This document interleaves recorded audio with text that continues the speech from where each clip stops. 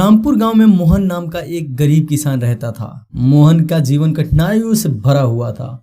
उसके पास केवल एक छोटा सा खेत था जिसमें वह मेहनत से खेती करता था। उसके पास साधन सीमित थे, लेकिन उसका हौसला अटूट था।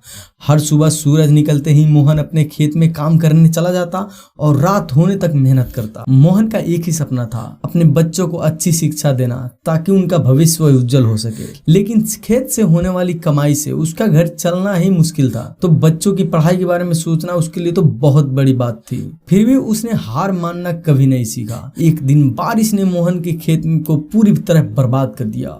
उसकी फसल बह गई और उसके पास अब कुछ भी नहीं बचा। गांव के लोग भी उसे देखकर दुखी हुए। कई लोगों ने उसे सलाह दी कि वह खेती छोड़ दे और किसी अन्य काम में लग जाए, लेकिन मोहन का अपने आप पर बहुत विश्वास था। उसने सोचा, मैं मेहनत करने से पीछे नहीं हटूंगा।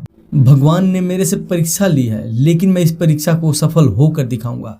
एक दिन गांव में एक नया कृषि अधिकारी आया। वह किसानों को नई तकनीकों से खेती करने के बारे में समझाने के लिए गांव-गांव घूम रहा था। मोहन ने उसके पास जाकर अपनी समस्याओं के बारे में बताया। कृषि अधिकारी ने उसे नए बीज और नई खेती की तकनीक के बारे में समझाया और मोहन को मदद करने का वादा किया। मोहन ने नई तकनीकों को अपनाया और अपने खेत में फिर से मेहनत शुरू की। उसने अब न केवल मेहनत की बल्कि समझदारी से भी काम किया। उसने अपने खेतों में पानी की बचत करने का तरीका अपनाया और नई तकनीकों का इस्तेमाल कर फसल को बेहतर बनाने की कोशिश की। समय बीतता गया और धीरे धीरे मोहन की मेहनत का फल दिखने लगा। उसके खेत में फसल लहलहा उठी। इस बार फसल बहुत अच्छी हुई थी और उसने जो मेहनत की थी उसे उचित फल मिला। उसने अपनी फसल को बाजार में बेचा और अच्छी कमाई की। गांव के लोग उसकी सफलता देखकर आश्चर्यचकित हो गए। उन्होंने कभी नहीं सोचा था कि मोहन इतना बड़ा सफलता प्राप्त करेगा। मोहन ने अपने बच्चों के लिए किताबें खरीदी और उन्हें गांव के अच्छे स्कूल में दाखिला दिलाया। उसकी खुशी का ठिकाना नहीं था। उसने खुद से वादा किया था कि वो अपने बच्चों को अच्छी शिक्षा देगा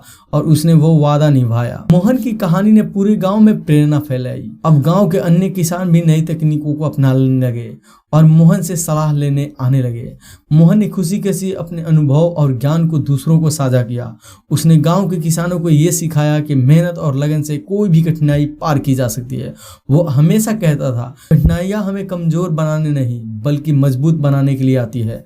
हमें कभी हार नहीं माननी चाहिए।